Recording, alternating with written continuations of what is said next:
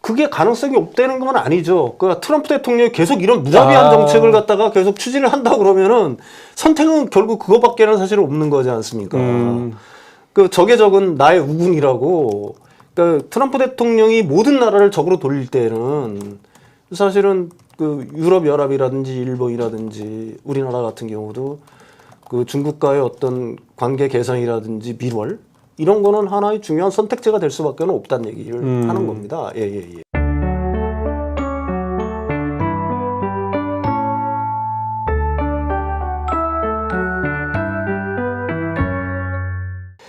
자, 그럼 이제 두 번째 산업 쪽 얘기로 좀 가보도록 하겠습니다. 공매도 재개 4월 3일 날 이후에 이제 가장 큰 타격을 받았던 데가 2차전지 쪽이 가장 컸던 것 같고요. 그 다음에가 이제 뭐 반도체 정도 이렇게 좀 볼 수가 있는데 특히 이제 2차전지 쪽 같은 경우는 공매도 이렇게 많이 몰렸던 이유가 역시 업황에 대한 여전히 좀 부정적인 그런 전망들이 이제 크게 작용했다 이렇게 좀 해석을 하고 있습니다. 이제 이게 현재 전반적인 상황인 거고 국내 시장만 얘기해놓고 보는 거고 이제 나라 밖의 상황으로 보면 지난번에 이제 평론가님 나오셨을 때도 유럽에서 또 미국에서 전기차 판매가 전년 대비해서 눈에 띄게 좀 늘고 있다 이런 말씀을 하시면서 뭔가 어쨌든 이런 것들은 추후 더 상황을 봐야 되겠지만 분명히 뭔가 변화의 조짐은 나타나 이렇게 말씀을 하셨어요. 그래서 좀 요 얘기를 먼저 여쭤보겠습니다. 일단 이제 국내만 놓고 보면 BYD가 1월 달에 아토3라고 하는 소형차죠. 이거를 이제 전기차를 이제 국내 출시를 했고 그 다음에 최근에 또 다른 약간 중형 세단이라고 하는 CLE라고 그러더군요. 요거를 또 이제 출시를 좀 해서 이제 소비자들의 판단을 좀 구하고 있는 상황인데 일단 이 아토 같은 경우는 출시 후 5주 동안 2,800대 정도 팔았다 이렇게 통계가 나오더라고요. 이게 많이 팔린 건 아니잖아요. 2,800대가 뭐 팔렸다라는 거면 1월 달에 출시가 늦어졌죠. 4월 이제 제가 알기로는 4월 출시한다고 했다가 계속 밀렸다가 이제 지금 딜러사들한테 전달되고 있는 줄 알고 있어요. 평택항에서 뭐 200대, 300대 뭐 이런 형식으로. 근데 뭐 2,800대가 1월 달에 발표된 건데 사실 뭐 그 정도 팔렸을 수도 있어요. 문제 뭐 딜러사들의 뭐 영업 상황이라든지 아니면 딜러사의 관계자들이라든지 뭐 이런 사람들까지 다 합치면은 뭐 글쎄요 그렇게 될지 안 될지는 제가 사실 모르겠는데 일반 우리나라 언론에서는 중국 전기차의 어떤 뭐 공습 뭐 습격 이런 형식으로 해가지고 대단히 이제 어떻게 공포 분위기를 갖다가 상당히 많이 조성을 하고 있는데 한번 생각을 해보십시오. EV3 지금 엄청나게 베스트셀러로 잘 팔리잖아요. 네. EV3랑 이거 보조금 하면은 몇백만 원 차이 안 나요. 그렇다면서요. 네. 여러분 어떤 차 사시겠어요? 이게 사실 지금 뭐 일단 가격이 싸가지고 샀다고 칩시다. 만약에 문제가 있어요. 그게 뭐 사소한 문제든 큰 문제든. 그럼 이 아토3 지금 BYD가 우리나라에 애프터 서비스망이 잘 갖춰져 있느냐? 불편할 거 아니에요. 그럼요. 네. 그 다음에 뭐 부품 공급이 제대로 원활히 되는지 뭐 그것도 사실은 의문인 상황인 거고. 그 다음에 막 제일 중요한 이유는 이게 중고차 시장으로 나갈 때의 감가예요. 감가. 예. 차가 문제가 있어. 그래서 차가 문제가 있든 아니면 뭐 차를 바꿔야 되든 중고차 시장에 내놨다고 합시다. 이거 여러분들이 제값 받을 수 있을까요? 네? 왜 그러냐면은 우리나라 전기차들 요즘 보십시오. 가령 뭐 캐스퍼 일렉트릭이라든지 거의 신차 판매가 1년 뭐 이렇게 된 것들 거의 중고차 감가가 거의 없는 상태로 팔리고 있어요. 전기차는 그래요? 네, 전기차 그렇습니다. 예를 들어 3천만 원에 제가 새 차를 샀는데 그걸 제가 나중에 뭐 1년이나 2년 뒤에 2,300만 원. 그 정도밖에요? 보통 한 2, 3년, 1년 지나면 20, 30%. 아유, 그렇지 않아요. 한 3, 4년 지나면 절반 값인데. 캐스퍼 일렉트릭은 오히려 신차가랑 거의 동일해요. 요즘 보시면 1년 이내에 파는, 지자체 1년 이때 파는 것들도 가능한 데가 있거든요. 그럼 전기차에 대한 사람들의 관심이 되게 많다는 얘기네요. 중고차 값이 안 왜 떨어지는 그러냐면은 지금 우리나라의 아이오닉 5 같은 게 얼마 전에 어떤 사람이 유튜브에 글 올린 게 이게 정상을 하나 올린 게 있어요. 66만 킬로를 탔대요. 엄청 타는 사람이에요. 그러니까 우리나라 전기차. 네, 우리나라 아이오닉 5를. 예. 근데 배터리 건강도 SOH가 거의 거의 초기랑 거의 마찬가지. 우리가 휴대폰 이거 2, 3년 지나면은 이 배터리 갈아야 되잖아요. 네. 이게 배터리 건강도를 얘기를 하는 거거든요. 근데 그 정도까지 60만 킬로를 타도 쌩쌩하다는 얘기입니다. 배터리가 SOH가 우리나라 3원계. 아, 그럼 이게 중간에 배터리를 바꾼 게 바꾼 아니고 게 아니라 그냥 그 배터리를 그대로 쓰는데도 60만 킬로 넘게 타는데 66만 킬로 탔다고 그랬어요. 근데도 정확하게. 별로 그 뭐랄까 그 줄어든다고 그래야 됩니까? 배터리 건강도가 건강도. 건강 SOH라고 보통 얘기를 하죠. 그게 거의 뭐 그 신품하고 거의 차이 없을 정도로 했다고요. 근데 이제 우리가 중국 전기차의 내구성에서 자꾸 여러분들이 뭐 그 LF 배터리가 좋다라고 얘기하는데 C레이트 이거 굉장히 어려운 얘기인데 일단 그 C레이트를 높게 쓸 수밖에 없어요. 그 속력을 내기 위해서는 LFP 배터리 같은 경우에. 네. 근데 이 C레이트를 높게 썼을 때 LF 배터리의 어떤 수명이 보장되느냐 하는 거는 사실은 이미 과학적 학술 논문에 의해서 다 증명이 된 거예요. 이걸 어떻게 바꾸더라도 그 과학적 사실 자체를 바꿀 수는 없는 거잖아요. 3원계에 비해서 SOH 열화가 빨라요. 그러니까 이게 여러분들이 2, 3년 타고서 중고차 시장에 내놓는다고 한번 해보세요. 그 다음에 또 있습니다. 사실 우리나라 사람들은 현대 기아차 많이 타요. 워낙 차가 좋아졌잖아요. 오죽했으면 거의 90% 아니겠습니까? 시장 점유율이. 그다음에 뭐 외국차, 수입차를 탄다고 하더라도 그거 뭐 독삼사 정도 타는 거지. 그렇죠. 유럽의 뭐 일반적인 브랜드 뭐 가령 뭐 제가 얘기를 안 해도 뭐 이런 어떤 중가 브랜드 같은 걸 거의 안 팔려요. 그다음에 상용차, 그 버스 말고 이런 뭐 트럭 같은 거? 트럭이나 다마스 같은 거 우리나라에 들어왔잖아요. 네. 싸게. 그거 여러분들 길거리에서 얼마나 보여요. 네? 그리고 그거 중고차 팔 때 제가 받겠어요? 그게 사실 그 중고차 말씀을 하시니까 좀 확 와닿네요. 그러니까 여러분들이 지금 일반적으로 뭐 언론에서는 뭐 그 아토3 그다음에 뭐 C1 뭐 엄청나고 뭐 우리나라에 어떤 파고를 불러올 거처럼 얘기하지만 우리나라 소비자들이 이렇게 만만한 소비자가 아닙니다. 그러니까 제가 생각하기에는 글쎄요. 그 중국 전기차가 우리나라 들어와서 진짜 많이 팔릴까 하는 거에서 의문의 여지가 있어요. 그러면 중국 애들이 왜 들어왔을까요? 그냥 일종의 한국에서 잘 팔린다고 하면 전 세계에서 판매할 마케팅 효과를 노린 걸까요? 그렇죠. 일본하고 우리나라에 집중을 하는 이유는 사실은 일본도 자동차 강국이고 우리나라도 자동차 강국이잖아요. 근데 이쪽에서 어느 정도 일본 시장에서도 어느 정도 팔리고 우리나라 시장에서 어느 정도 자국 전기차들이 팔린다라고 하면은 그게 세계 시장에서는 그게 하나의 어떤 브랜드 가치가 될 수가 있는 거니까 뭐 그걸 노리고 들어오는 거겠죠. 예. 근데 유럽은 좀 분위기가 다른 건가요? 유럽은 일단 중국산 전기차가 많이 팔린다는 얘기 계속 나오고 있고 또 하나 좀 제가 좀 그 주시하는 거는 원래 관세를 매기로 했지 않습니까? 17.8%에서 45.8%. 우리 그 얘기도 이제 전에 평론가님과 한번 했었던 얘기인데 그러고 난 다음에 최근에는 다시 이제 트럼프 관세 리스크가 이제 불거지고 난 다음에 다시 이제 유럽연합과 중국이 이제 유럽에서 팔리는 중국산 전기차에 대한 관세를 폐기하고 대신 수출을 할 때 정부 보조 이런 것들을 감안해서 가격을 아예 일정 부분 좀 올려서 추출한 뭐 이런 식으로 얘기가 지금 진행되고 있다 얘기를 하는 건데 아직 확정돼서 나온 건 아닌데 만약에 중국산 전기차에 대한 유럽의 관세가 만약에 폐기가 된다 그러면 지금 잘 나가고 있는 기아나 현대의 전기차들이 타격이 있을 수밖에 없지 않을까 싶어서요. 일단 중국산 전기차가 유럽에서 많이 팔린다는 거는 순수 중국산 전기차를 얘기하는 게 아니에요. 볼보, 폴스타. 아 그러면 그 중국 애들이 이제 대주주가 된 그렇죠. 그런 회사들. 중국에서 생산해서 유럽으로 들어오는 것들이 있지 않습니까? 네. 그 브랜드 자체는 원래 유럽 브랜드였는데 중국으로 넘어간 브랜드들이 굉장히 많잖아요. 그 가령 뭐 볼보라든지 가령 폴스타라든지 이거 다 중국에서 만들어 가지고 들어오는 거지 않습니까? 예. 유럽으로 들어오는 거잖아요.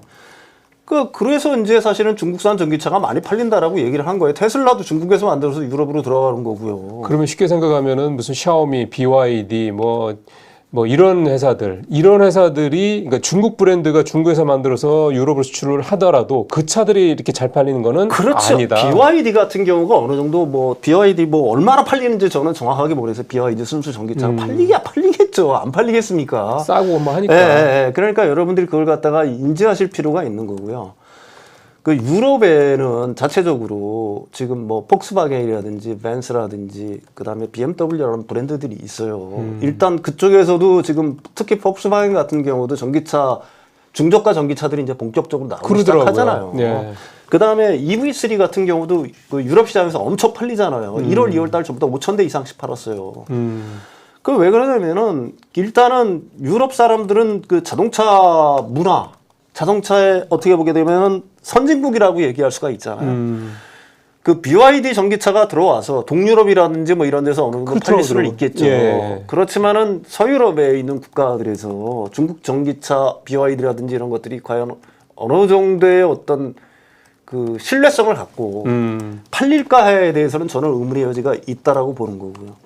이제 올해부터는 본격적으로 유럽 브랜드들의 반격들이 시작이 될 겁니다. 아까도 얘기했지만 맞습니다. 뭐 폭스바겐이라든지 뭐 이런 쪽, 그다음에 스텔란티스라든지 뭐 뿌조라든지 그 자체 그쪽에서 나오는 차들이 있잖아요.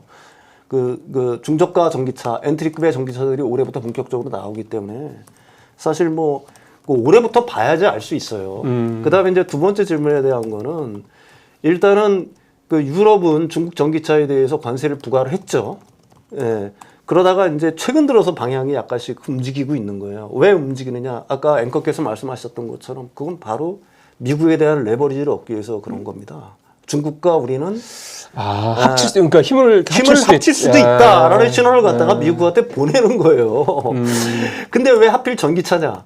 그거는 지금 상황에서는 사실은 그 중국 정부로서는 유럽한테 계속해서 요구를 해왔던 겁니다.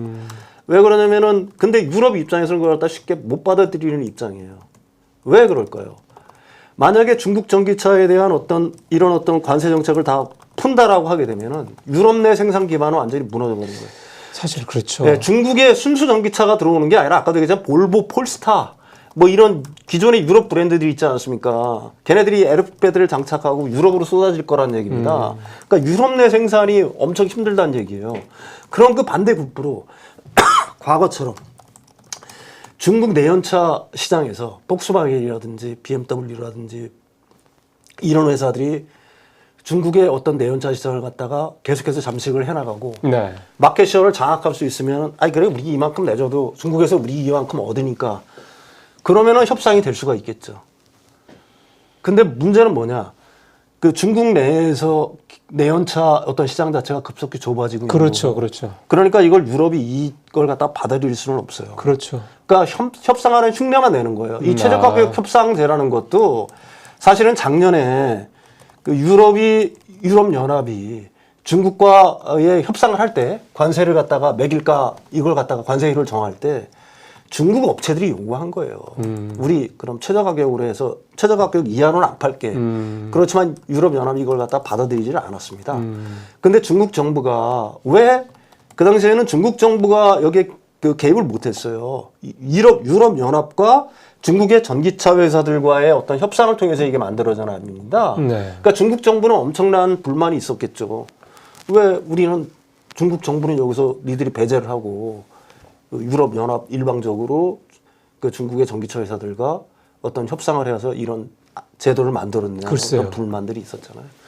근데 어쨌든 지금 다시 협상은 재개를 하고 있어요. 근데 이것 때문에 이제 우려가 굉장히 클 것 같은데 유럽 연합 입장에서 이걸 받아들일 수가 없어요. 그러니까 다른 식으로 완화할 필요는 있겠죠. 가령 뭐 그 쿼터제를 한다거나 그렇죠. 아니면은 그 지금의 이런 어떤 관세 효과랑 거의 상응할 수준의 그 최저 가격, 뭐 협상, 뭐 이런 정도로 그 협상이 어느 정도 완료될 수는 있겠죠. 근데 여기에서 변수는 뭐냐? 이걸 갖다 레버리지를 써서 미국이 만약에 후퇴를 한다라고 하게 되면은 미국이 유럽 연합에 대한 어떤 관세를 갖다가 어느 정도 협상을 갖다가 해가지고 많이 완화를 시킨다라고 하게 되면은 그럼 미국도 다시 유럽 연합한테 레버리지를 쓸 거 아니야. 너 중국하고 가까워지지 마. 그렇겠죠. 뭐 이런 식의 제안을 할 거 아니겠습니까? 그건 뭐 공식적인 건 아니지만 뻔한 거 아니겠어요? 그러니까 이 협상은 결국은 이것도 역시 트럼프 대통령의 그 관세 정책이라든지 그렇죠. 기타 유럽 연합에 대한 어떤 방위비 압박이라든지 뭐 그린란드에 대한 뭐 어떤 위협 뭐 이런 것들이 완화가 돼야지만 결국은 이 유럽 연합과 중국과의 어떤 가까워지는 것도 좀 중단시킬 수 있을 거다 이렇게 보는 거고요. 설사 그런 사태까지 안 가더라도 그러니까 우리가 바라는 가장 낙관적인 시나리오 그러니까 미국과 유럽연합이 다시 힘을 합쳐서 네. 중국을 갖다가 그 디커플링 시키려고 하는 게 이제 가장 낙관적인 시나리오 아니겠습니까? 우리 입장으로 놓고 보면 그게 안 된다고 하더라도 유럽연합으로서는 이 관세 정책을 갖다가 완전히 100% 물린다는 거는 말이 안 된다는 얘기예요. 결국은 이에 상응하는 정도의 어떤 규제 정책을 갖다가 그 유럽연합으로서 선택할 수밖에 없어요. 왜 그러냐면 유럽의 유일한 제조업이라고 한다면은 좀 과장되게 말하면 자동차 산업밖에 그거밖에 안 없잖아요. 남았어요. 사실은. 이것까지 중국이라든지 뭐 다른 나라한테 이걸 잠식을 당하게 되면은 유럽의 제조업 기반 자체가 완전히 무너지는 거기 때문에 특히 그 유럽 제조업의 어떤 근간 자체를 독일이 갖고 있는 겁니다. 그렇죠. 이 독일이 이걸 갖다가 그 양보를 하려고 하겠느냐? 여러분들이 한번 곰곰이 생각을 해보시라는 얘기죠. 예. 그러면 결국은 이제 약간 이제 외교 통상적인 차원, 그러니까 약간 그렇죠. 그렇게 봐야 되죠. 외교 안보적인 차원으로 보더라도 유럽과 중국 간의 최근의 관계 개선 노력은 말씀하신 대로 실질적으로는 결국 미국을 미국을 이제 대한 여러 가지 협상 레버리지를 만들기 위한 거지. 네네. 근본적으로 그렇죠.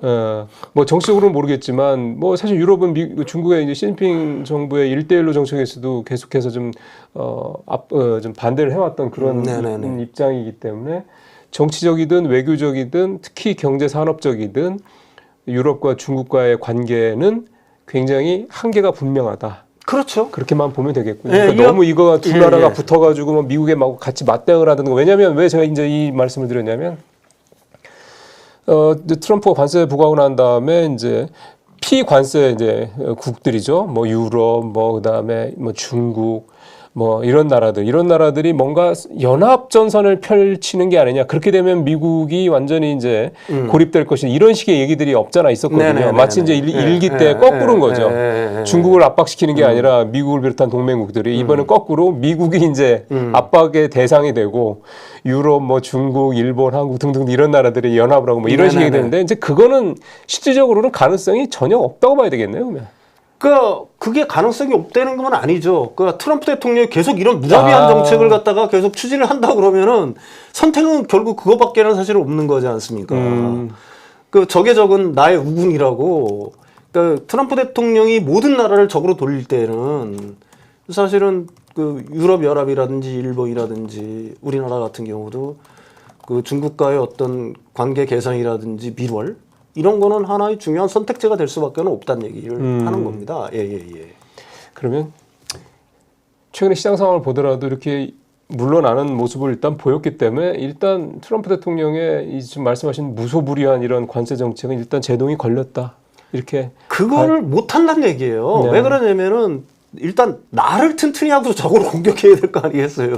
지금 내부가 무너져갈지도 모르는 상황이니까요. 아군을 갖다가 초토화시키면서 어떻게 적을 공격하겠어요. 그건 어떻게 보게 되면 병법의 기초 중에 센 기초인데. 예.